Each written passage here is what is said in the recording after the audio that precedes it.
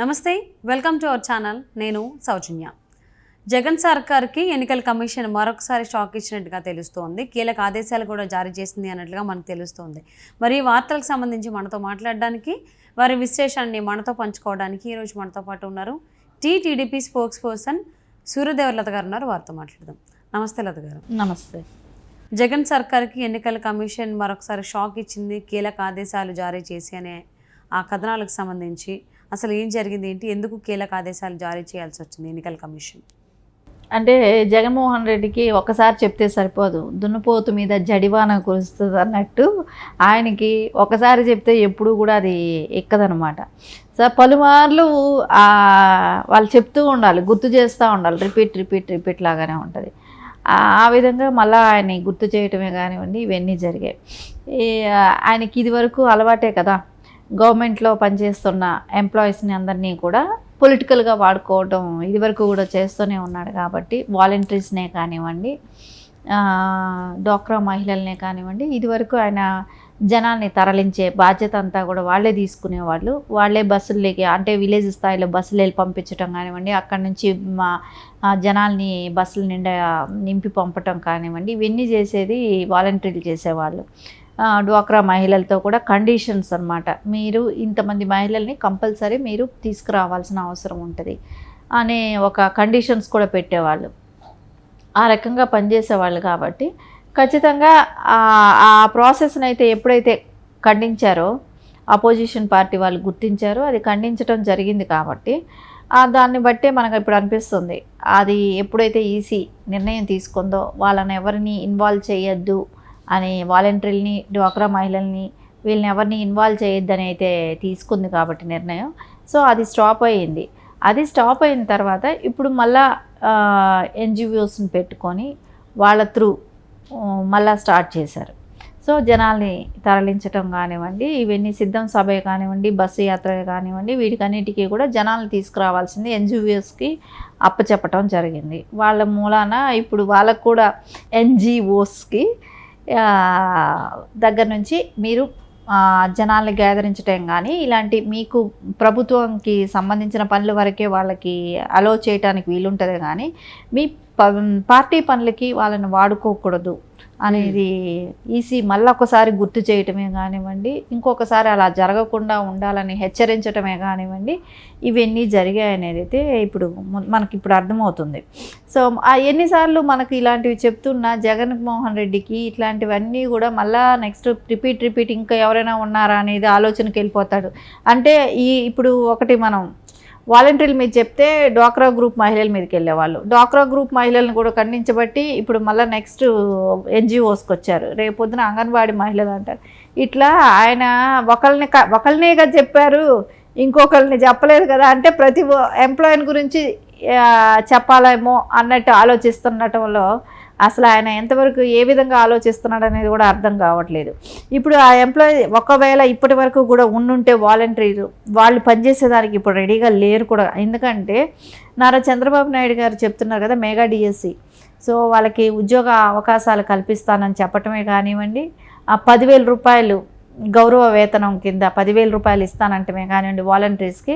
So వాళ్ళలో చాలా మార్పు రావటమే కానివ్వండి, వాళ్ళు కొంతమంది పార్టీలకు కూడా మద్దతుగా పనిచేస్తామన్నటమే కానివ్వండి. ఎందుకంటే నారా చంద్రబాబు నాయుడు గారు వస్తే రేపొద్దున వాలంటీర్లకు కూడా మెగా డిఎస్సిలో వాళ్ళు చదువుకున్న దాన్ని బట్టి, వాళ్ళ అర్హతలను బట్టి ఉద్యోగాలు కల్పిస్తానని చెప్పటం కానివ్వండి, ఇవన్నీ చూసినప్పుడు వాళ్ళు కొంచెం సంతోషంగా ఉన్నారు. ఇప్పుడు వాలంటీర్లు ఇలా చెప్తే వినే పరిస్థితిలో కూడా లేరు. చాలా చోట్ల వాళ్ళల్లో చేంజ్ వచ్చింది.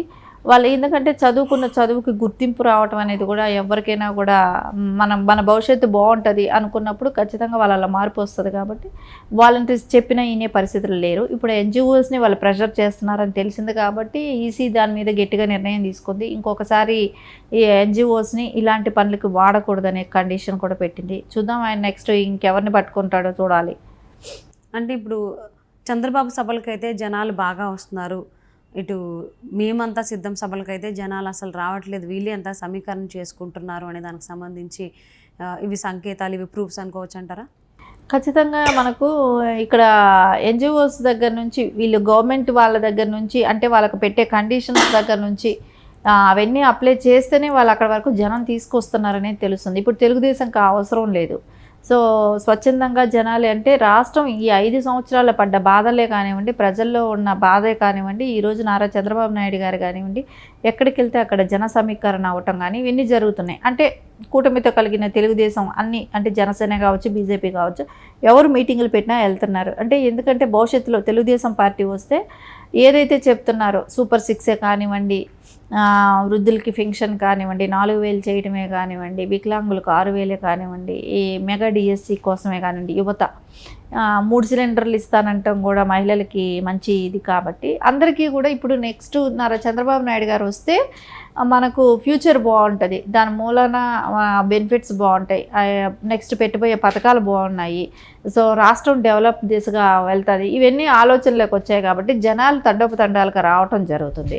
సరే ఇవన్నీ కూడా చూసి జనాలు రావట్లేదని చెప్పేసి కొన్ని నియోజకవర్గాల్లో ఆయన వెళ్ళినప్పుడంతా కూడా అంటే క్యాండిడేట్లే కూడా మిస్సింగ్ అవటమే కానివ్వండి, వాళ్ళు ఎక్కడ అంటే ఆ నియోజకవర్గానికి వెళ్తే కూడా ఆ నియోజకవర్గ స్థాయి ఎమ్మెల్యే కూడా లేకపోవటమే కానివ్వండి, నాయకులు ఉండకపోవటమే కానివ్వండి, ఆయన నియోజకవర్గంలో ఉన్నప్పుడే ఆ పార్లమెంటరీ పరిధిలో ఉన్నప్పుడే కూడా నాయకులు వెళ్ళి తెలుగుదేశం పార్టీలో జాయిన్ అవ్వటమే కానీ ఇవన్నీ కూడా చూసాం. సో ఆయన డైవర్షన్ స్టార్ట్ చేయటమే కానివ్వండి, ఎలా జరిగింది, మనం మొన్న ఒక గులకరాయి సీన్ కూడా జరిగింది. కాబట్టి ఇవన్నీ చూసుకుంటే సింపతి క్రియేట్ చేసుకోవాలనో, మన జనం రావటానికి జనం కోసం ఇలాంటివన్నీ కూడా ట్రిక్స్ ఫాలో చేయటమే కానివ్వండి. అంటే కోడికత్తి సీను లాంటిది గులకరాయి సతీష్ అయ్యాడు కాబట్టి, సో ఇట్లాంటివన్నీ కూడా మళ్ళా ఈ ట్రిక్స్ అన్నీ ఫాలో అవటమే కానివ్వండి. ఇదంతా కూడా చంద్రబాబు అలాగే పవన్ కళ్యాణ్ సభలకి జనాలు ఎక్కువ వస్తున్నారు కాబట్టి, జనసంద్రం కింద మారుతున్నాయి కాబట్టి ఆ సభలన్నీ వాటిని అంటే వాటికి అడ్డుకట్ట వేయడానికి, అటు నుంచి జనాలు ఇంటి రప్పించుకోవడానికి ఇదంతా ప్లాన్ కింద అనుకోవచ్చా? ఖచ్చితంగా అది ఎంత ప్లాన్ లాగానే అనిపిస్తుంది కదా వాళ్ళకైతే. ఇప్పుడు మనం చూస్తుంటే ఈ గులకరాయి సీను విషయం తీసుకుంటే ఒకరోజు అంతా ఆయన సింపతి క్రియేట్ చేసుకోవటం కోసమే కానివ్వండి, ఇవన్నీ ఆ రోజు పబ్లిసిటీ కానివ్వండి, అదే అపోజిషన్ లీడర్ల మీద రాళ్లదాడి జరిగితే దాని ఇంపాక్ట్ ఎక్కడా కూడా మాట్లాడకపోవటం కానివ్వండి, ఇవన్నీ కూడా చూస్తున్నాం. అంటే అపోజిషన్ లీడర్స్కి ఏదైనా జరిగితే దాని గురించి స్పందించట్లేదు. సో ఓన్లీ ఒక జగన్మోహన్ రెడ్డి ఒక్కడికే, అంటే కోడికత్తి గుచ్చుకున్న అపోజిషన్లో ఉన్న ఆయన చంపాలనే ప్రయత్నం చేస్తారు. సీఎంగా ఉన్న ఆయన భద్రత ఆయనే చూసుకోలేడు. ఆయన సీఎంగా ఉన్నప్పుడు అపోజిషన్ లీడర్కైనా ఆయనే భద్రత కల్పించాల్సిన అవసరం ఆయనకు ఉంటుంది. కానీ ఇక్కడ ఆ అవసరం ఏది కూడా జగన్మోహన్ రెడ్డి కనిపించట్లేదు. ఆయనకి కూడా ఆయన రాయి దాడి జరిగినా కూడా అది ఆయన మీద జరిగినా కూడా అది అపోజిషన్ వాళ్ళని చెప్పేసి ఆయన చెప్పుకోవటమే కానివ్వండి, ఇదంతా చూస్తుంటే హాస్యాస్పదంగానే ఉంది. ఈ ఖచ్చితంగా ఆయన జనాల కోసం గవర్నమెంట్ ఎంప్లాయీస్నే కానివ్వండి వాళ్ళందరినీ వాడుకోవటం అనేది జరుగుతుంది. కాబట్టి ఈసీ చాలా స్ట్రాంగ్గా గట్టి నిర్ణయం తీసుకోవటం జరిగింది. ఖచ్చితంగా ఇంకొకసారి ఆ అవకాశం కల్పించకూడదని కూడా గట్టిగా హెచ్చరించడం జరిగింది. సో జగన్ సర్కారు సభలకు సంబంధించి జన సమీకరణ చేసుకుంటోంది. సో ఎన్నికల వేళ అలాంటివి చేయకూడదనే దానికి సంబంధించి ఈసీ కీలక ఆదేశాలు జారీ చేసింది అంటున్నారు. ఒకవేళ ఇది కనుక రిపీట్ అయితే చర్యలు కూడా తీసుకుంటా ఉంటున్నారు. మరి ఎలా ఉంటుంది ఏంటి చర్యలు, ఎలాంటి చర్యలు తీసుకుంటారనేది చూద్దామండి.